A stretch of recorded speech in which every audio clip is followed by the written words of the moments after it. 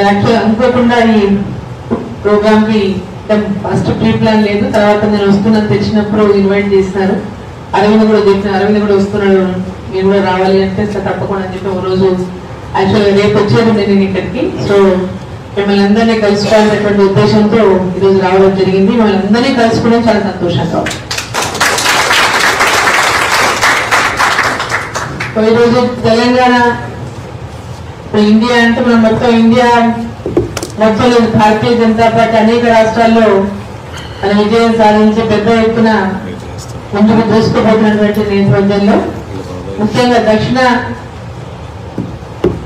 భారతదేశంలో భారతీయ జనతా పార్టీ కర్ణాటకలో అధికారంలో ఉంది. ఇప్పుడు నెక్స్ట్ ఎక్కడ అధికారంలోకి వస్తుంది అంటే తెలంగాణలో తప్పకుండా భారతీయ జనతా పార్టీ అధికారంలోకి వస్తుందనే నమ్మకం వీళ్ళందరికీ కూడా ఏర్పడింది. ఇంతకుముందు అరవింద్ చెప్పినట్లు, ఇంతకుముందు అందరూ మాట్లాడినట్టు నిన్న మోడీ గారు మరి హైదరాబాద్కి వచ్చారు ఎస్బీలో ఒక అఫీషియల్ ప్రోగ్రామ్ కి. సో ఎయిర్పోర్ట్ లో పెద్ద ఎత్తున మరి చాలా మంది కార్యకర్తలు అందరూ మరి రిసీవ్ చేసుకునే సందర్భంగా వారిని ఉద్దేశించి కూడా వారు మాట్లాడడం జరిగింది. మరి తెలంగాణ విషయంలో వారు ఒక స్పష్టమైనటువంటి క్లారిటీతో ఉన్నటువంటి విషయం మనకు అందరికీ అర్థమైంది. మరి ఈరోజు తెలంగాణ విషయానికి వస్తే ఇక్కడ ఉన్నటువంటి ప్రతి ఒక్కరు కూడా తెలంగాణ రాకముందు ఏ ఆశయాలతో ఏ ఆకాంక్షలతో తెలంగాణ కోసం పోరాటం చేసిండ్రో, మరి తెలంగాణ వచ్చిన తర్వాత మరి లాస్ట్ 8 years నుంచి కూడా మరి తెలంగాణలో జరుగుతున్నటువంటి పరిణామాలు అంటే సరే ఫస్ట్ 5 years లో చూద్దాం అనుకున్న తర్వాత మళ్ళీ 2వసారి అధికారంలోకి వచ్చిన తర్వాత మరి అక్కడ కేసీఆర్ గారు మరి తెలంగాణ విషయంలో మరి ఏ ఒక్క ఇచ్చినటువంటి హామీలు నెరవేర్చకపోగా కంప్లీట్ గా ఒక ఫ్యామిలీ రూలే కాకుండా కంప్లీట్ ఒక ఆయన వివరిస్తున్నటువంటి తీరును చూస్తే అందరికీ కూడా ఒక ఉద్యమకారుడుగా ఆయన చెప్పినటువంటి మాటలన్నింటినీ కూడా ఈరోజు అందరూ కూడా ఆశ్చర్యపోయే విధంగా ఆయన పాలన కొనసాగుతున్నటువంటి విషయం మనకు అందరికీ తెలిసిందే అక్కడ. సో ఈరోజు తెలంగాణ రాష్ట్రంలో ఈరోజు తెలంగాణలో ఉన్నటువంటి పరిస్థితులన్నింటి మనం చూసుకుంటే కూడా ఈరోజు కాంగ్రెస్ పార్టీ పరిస్థితి ఇతర పార్టీలంటే వేరే పార్టీలు ఏం లేవు. టీడీపీ లాస్ట్ టైం కాంగ్రెస్ తో పొత్తు పెట్టుకుని ఖతమైపోయినట్టు 2 కాంగ్రెస్ పార్టీని నష్టపోయింది. దాంతో పెద్ద ఎత్తున ఈరోజు కాంగ్రెస్ పార్టీకి దేశంలోనే ఒక ప్రతిపక్ష పాత్ర పోషించినటువంటి స్థితిలో ఉంది. అదేవిధంగా తెలంగాణలో కూడా ఈరోజు మనం చూస్తా ఉన్నాం కాంగ్రెస్ పార్టీ పరిస్థితి మరి ఏ విధంగా రోజు రోజుకు మరి అక్కడ ఇంటర్నల్ పాలిటిక్స్ తో ప్రజల లోపల విశ్వాసాన్ని కూడా కోల్పోయినటువంటి పరిస్థితి తెలంగాణలో మనం చూస్తా ఉన్నాం.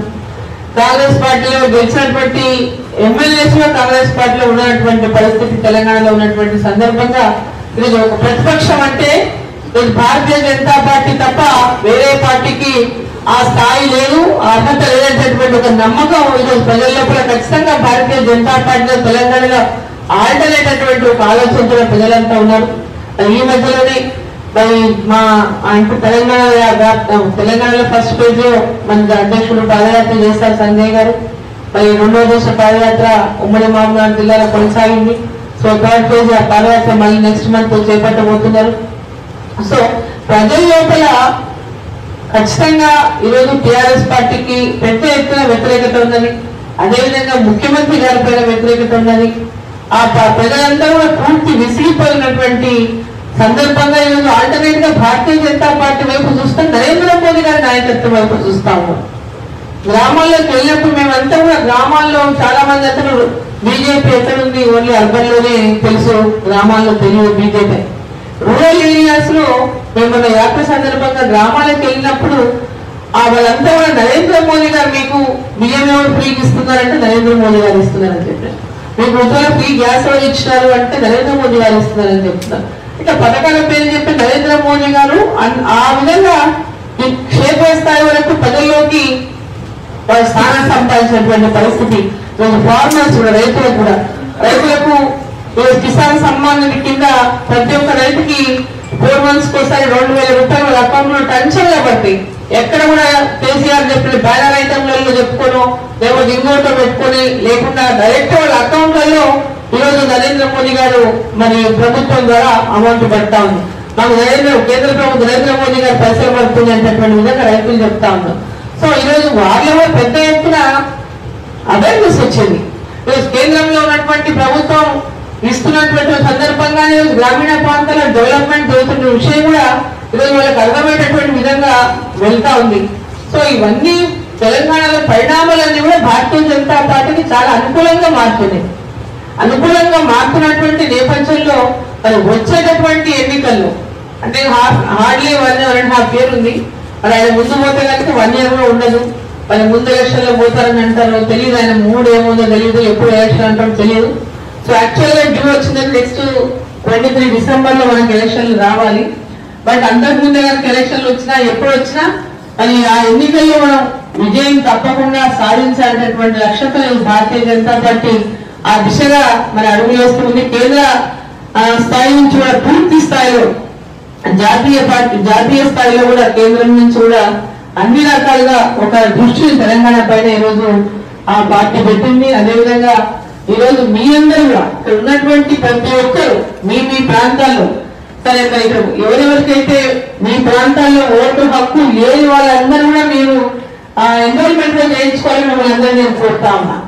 వచ్చే ఎన్నికల్లో ఖచ్చితంగా మీరు వచ్చి అక్కడ వచ్చి ఓటేసేటటువంటి పరిస్థితి ఉండాలి. ఒకవేళ అప్పటికి ఏమైనా ఇంకా అడ్వాన్స్ అయిపోయి పోస్టల్ బ్యాలెట్ ద్వారా కూడా మీరు ఓటు హక్కు వినియోగించుకోవడానికి అవకాశం ఏదైనా మేము ప్రయత్నం చేస్తాం. ఆ విషయాల్లో కూడా ఎన్ఆర్ఐ సమస్యలు ఉండి ఇండియాలో ఓటు హక్కులు వినియోగించుకునేలా కూడా ప్రయత్నం చేస్తాం. మా వరకు అదేవిధంగా పార్లమెంట్ సభ్యుడుగా మరి అరవింద్ గారు కూడా, ఎందుకంటే చాలా మంది మరి ఓటు ఇండియాలో రావాలంటే ఆ ఓటు హక్కు వినియోగించుకోవాలంటే ప్రతి ఒక్కరుగా మరి ఎన్ఆర్ఐస్ ఎవరైతే బయట ఉన్నారో మరి వాళ్ళందరూ కూడా తమ ఓటు హక్కులు వినియోగించుకోవడానికి అవకాశాలు కల్పించాలనేటువంటి విషయాన్ని మేము తప్పకుండా పార్టీ దృష్టికి తీసుకెళ్తాం.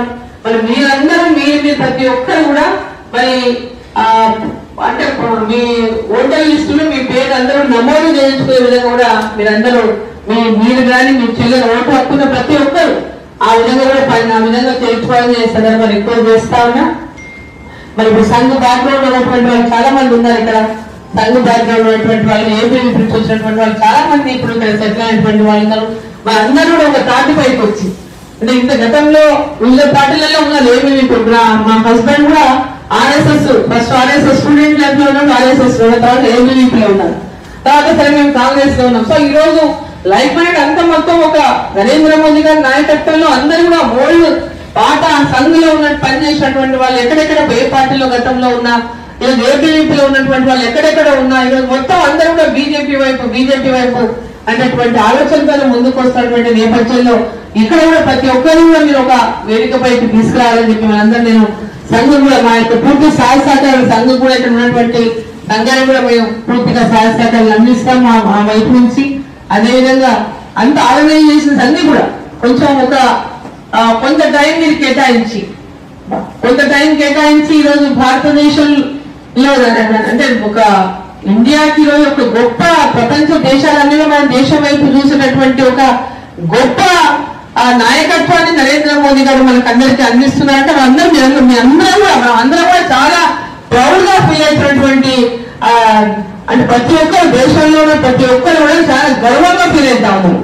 ఏ దేశానికి వెళ్ళినా నరేంద్ర మోదీ గారికి వాళ్ళు ఇస్తున్నటువంటి గౌరవమే కానీ వారి పట్ల అంటే గౌరవమే కాకుండా అభిమానాన్ని కూడా పెద్ద ఎత్తున వెలువెత్తుతున్నటువంటి సందర్భంలో మరి భారతదేశం కూడా ఈరోజు ఒక విషయంతో భారతదేశాన్ని నడిపించేటటువంటి లక్ష్యంతో మరి ఈరోజు నరేంద్ర మోడీ గారు ముందుకు వెళ్తున్నటువంటి నేపథ్యంలో కరోనా టైంలో కోవిడ్ టైంలో మరి భారతదేశంలో అందరూ భారతదేశంలో పెద్ద జనాభా అయినటువంటి దేశం, ఆ దేశం ఏమైపోతుందో, ఎన్ని కోట్ల మంది చచ్చిపోతారో, సగం మంది ఉంటారో లేదన్నటువంటి ఒక భయానక వాతావరణం ఉన్నప్పుడు కూడా ఒక ధైర్యాన్ని, ఒక నమ్మకం, ఒక ఆత్మవిశ్వాసాన్ని పెంచి మరి భారతదేశంలోనే వ్యాక్సిన్ కూడా మరి పెద్దగా అందుబాటులో తీసుకొచ్చే విధంగా మరి నరేంద్ర మోడీ గారు పూర్తిగా అందరికీ కూడా సహకరించి అలమైనటువంటి ఒక భారతదేశం ఒక కీర్తిని మన దేశంలోనే కాకుండా విదేశాలకు కూడా మరి వ్యాక్సినేషన్స్ ని పంపించేటటువంటి విధంగా చేసి ఎంతో పెద్ద ఎత్తున ఈరోజు భారతదేశానికి కీర్తి తీసుకురావడమే కాకుండా మనందరినీ కూడా భారతదేశంలో ప్రజలందరికీ కూడా ఒక విశ్వాసాన్ని కలిగించిండ్రు.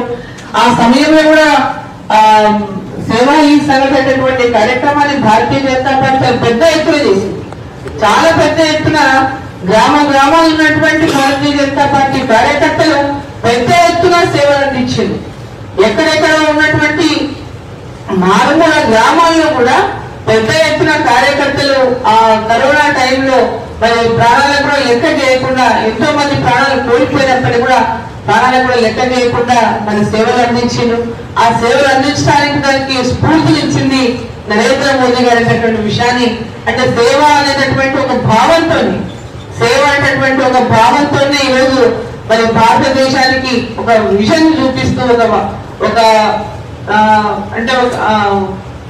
ఒక 20 ఏళ్ల తర్వాత మన భారతదేశం ఎలా ఉండాలి, ఒక 40 ఏళ్ల తర్వాత ఎప్పుడు ఉండాలి అనేటటువంటి ఒక లక్ష్యంతో ముందుకు పోతున్నటువంటి నేపథ్యంలో మరి ఈరోజు 75 years ఆజాదీ కా అమృత్ మహోత్సవ్ అనేటువంటి కార్యక్రమాన్ని కూడా పెద్ద ఎత్తున చేపట్టాలని అనేక రకాలుగా కార్యకర్తలకు స్ఫూర్తినిస్తూ ఎప్పటికప్పుడు మరి భారతీయ జనతా పార్టీ అంటే మన నేషనలిజం ని ప్రతి ఒక్కరికి కూడా ఈరోజు తెలియజేసే విధంగా, వాళ్ళందరినీ ప్రతి ఒక్కరి గురించి కూడా గుర్తుంచుకునే విధంగా ఈ యొక్క దానికి ఇండిపెండెన్స్ రావడానికి independence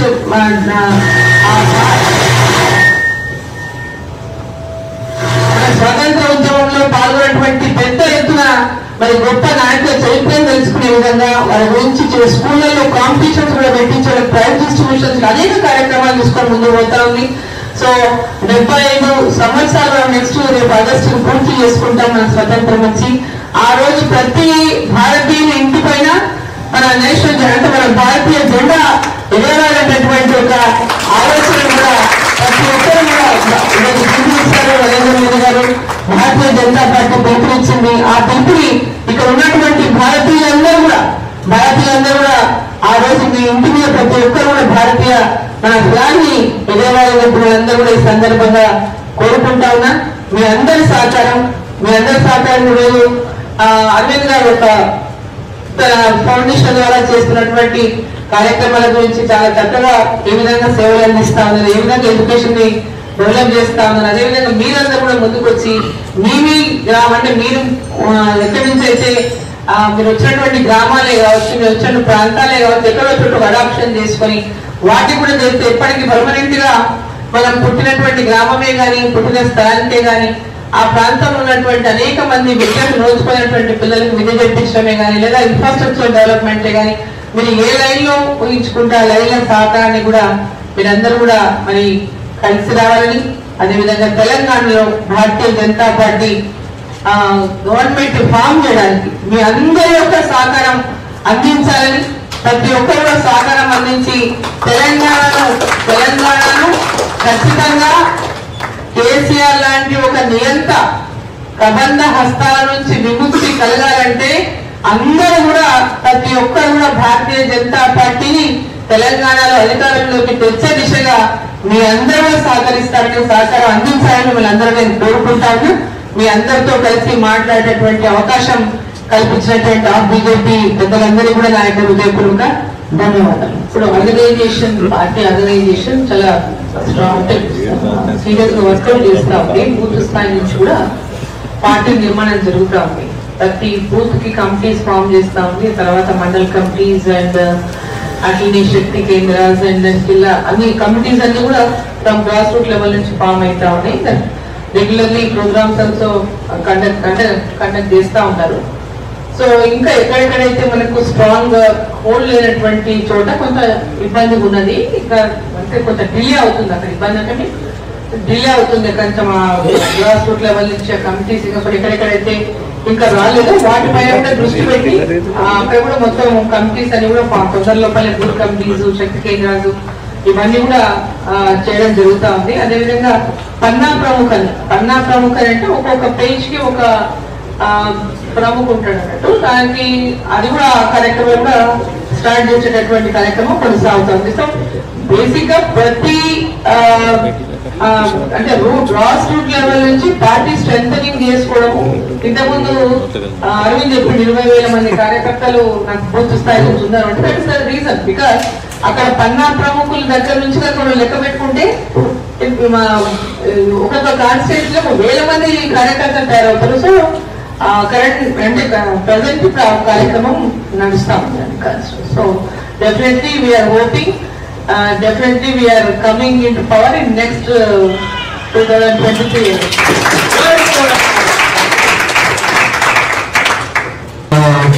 Thank you, D.K. Annagari and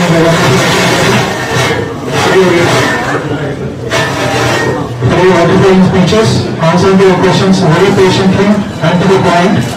And thank you for spending your valuable time with us. Hi friends, మా టుడే టుమారో యూట్యూబ్ ఛానల్ చూస్తున్నందుకు చాలా థ్యాంక్స్. మరిన్ని లేటెస్ట్ వీడియోస్ కోసం వెంటనే సబ్స్క్రైబ్ చేయండి. అలాగే ఈ బెల్ ని కూడా రింగ్ చేసేయండి. మా నోటిఫికేషన్స్ అన్ని మీ మొబైల్లో వస్తాయి.